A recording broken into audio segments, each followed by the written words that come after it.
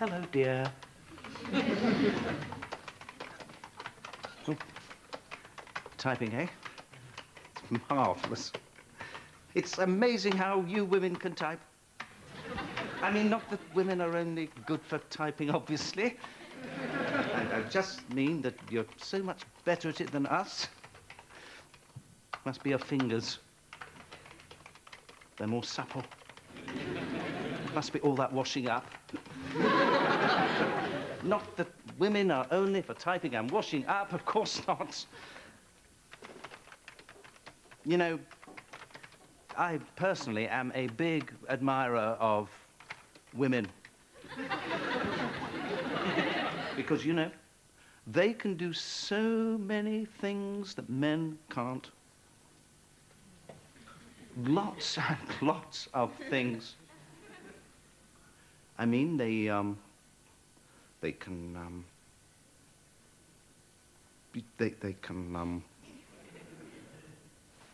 produce milk. Isn't that amazing? Now think of the potential savings. Who needs dairies? We could just farm women. Though obviously you're much more to me than just a cheaper kind of cow. Eric. Yes, dear? That actually is the nicest thing you've ever said to me. Oh. Oh, good. No. Well, I was thinking about earlier and how you were a bit upset and everything, and, well, I spent all morning making this diagram of why it definitely isn't my fault. Dear God, Eric, it's the London Underground. Well, yes, similar, but I had to use 2 more colours. Now, that's Miss Travis, and that's me. Obviously, not to scale, but I was in a hurry. And as you can see from the labelling, these 2 lines represent repressed desire and erotic dreams going towards me, not from me. While this line, looping round here, is blame. And look at that, it's pointing straight at Miss Travis. Yes, just where it says, whose dream was it anyway? And for clarity, I've added these clearly marked lines for paranoia, anxiety, and self-loathing, which I think puts... Go away, Eric. Just go away. Oh, take those away. Obviously, nothing's going to work.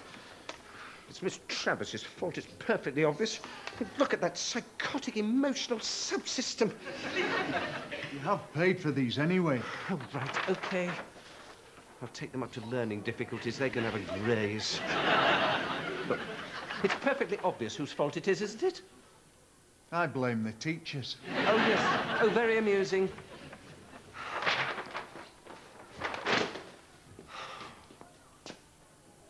Right, Miss Travis. Miss Travis. Miss Travis. Miss Travis.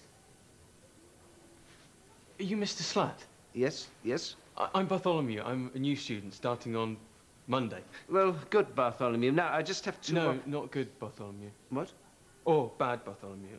They've both gone now. I'm just Bartholomew now. Right. Yes, excuse me, I have to talk to Miss Travis. All right, of course, sorry. That's all right. Sorry, Miss Travis. Those are flowers, actually. Right, yes. I knew that. Oh, good. I used to have a lot of problems with flowers. Now I just ignore them. Good, good. Because they don't know what they're talking about anyway. Anyway, I have to go and reprimand someone for irresponsible dreaming. Oh, Mr. Kennedy said there was a map of the school. He said I could have a look around. Oh, yes, over there, over there. Where? Should tell you everything. All right, got it. Go.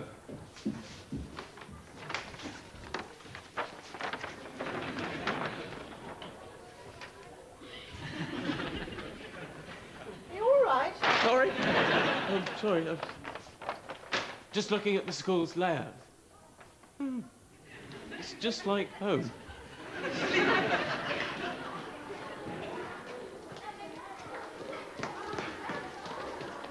Miss Travis. Miss Travis. I'm not going to have an affair with Eric Slat. So, can you stop going on about it, please? Yeah, well, let's face it, who started it? Well, that's not a good reason to keep fueling the rumour with the kids. Yeah, and who started that? Can you please just drop it? Just someone in your room? No, so, that'll be all then. Sure. Okay. What are you doing? Miss Travis, there are a few things I have to put you straight on, and you're not going to like any of it. These flowers are not for you. And that's just for starters. Out now. Now, listen. If Dan McGill finds you skulking around my classroom with a bunch of flowers, have you any idea what happens then? And can you just imagine that for a moment? But this isn't my fault. I didn't have the dream. I didn't announce it over the tannoy. All I actually did was buy some flowers for my wife. Just this one lousy time. Nothing is my fault. Well, it's not my fault either. I just had a dream. You know, if your staff could control themselves... Well, exactly. Do you know what they're saying? Do you realise what they're saying now? Oh, what? They're saying that you and I are similar people. Ridiculous. Yeah, of course it is. We're enemies. We hate each other. We are in no sense even remotely similar. Trust me, I have been trying to explain all morning. Look.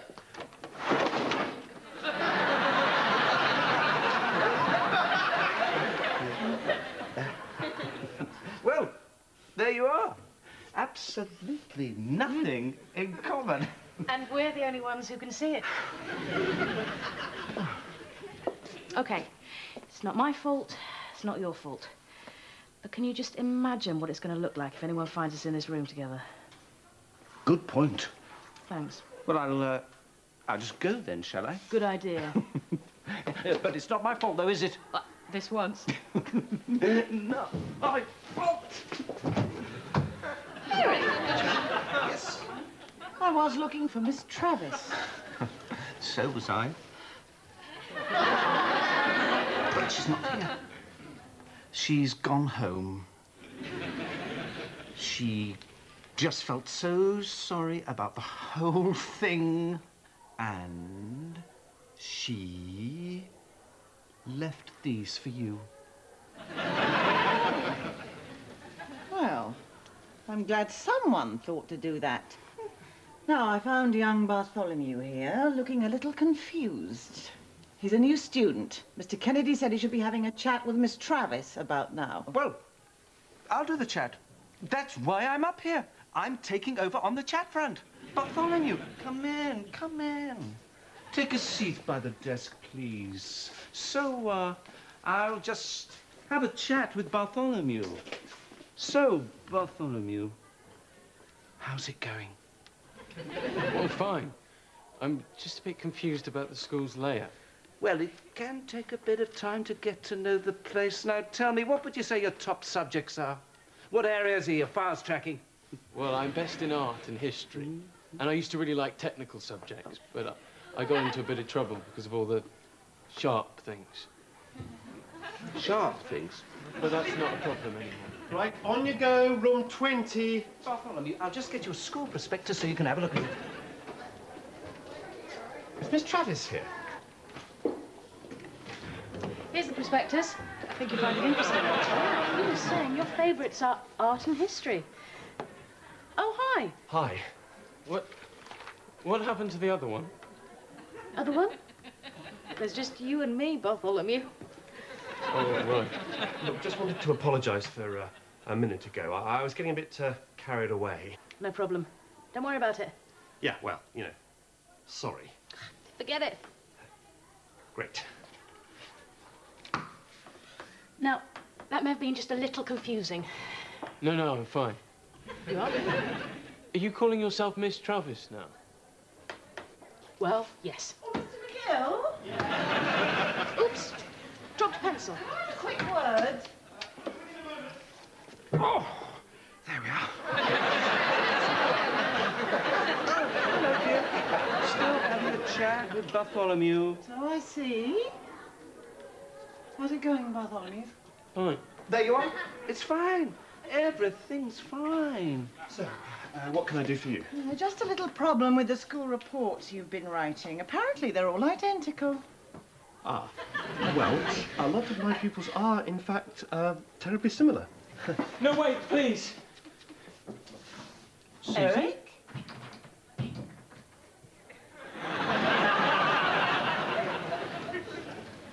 Ah, here we all are. And how's Bartholomew getting along? Are you all right, Bartholomew? Dr. Gray's been treating Bartholomew for the last few years. I'm really just here to check the stability of the school environment, so I was one.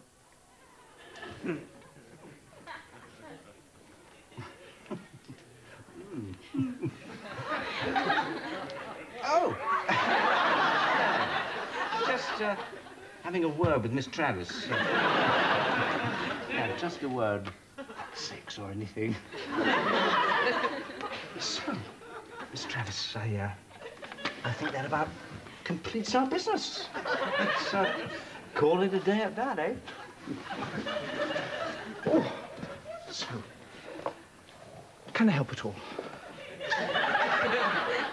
I think perhaps you and I should have a little chat. Certainly.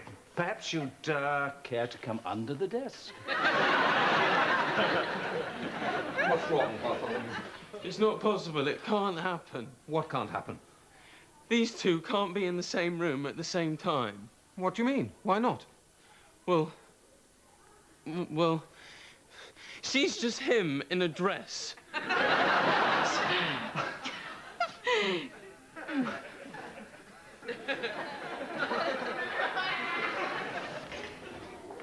Mr. McGill. A number of first formers have chained themselves to railings to protest about the firing of Mr. Cavendish. So, what do you want me to do? Oh, nothing. Miss Travis, excellent. Would you mind following me into my office? Well, as you probably know, Bartholomew will be joining us here, despite a recurrence of some of his mental problems. On the bright side, however, I did include all his personalities on the school roll, and we qualified for a new chemistry teacher. Also, now that this ridiculous fuss concerning you and I has died down... Miss Travis, you've just handcuffed me. Yes, I know. Miss Travis, you must stop having these dreams about me. Boy, are you in for a shock.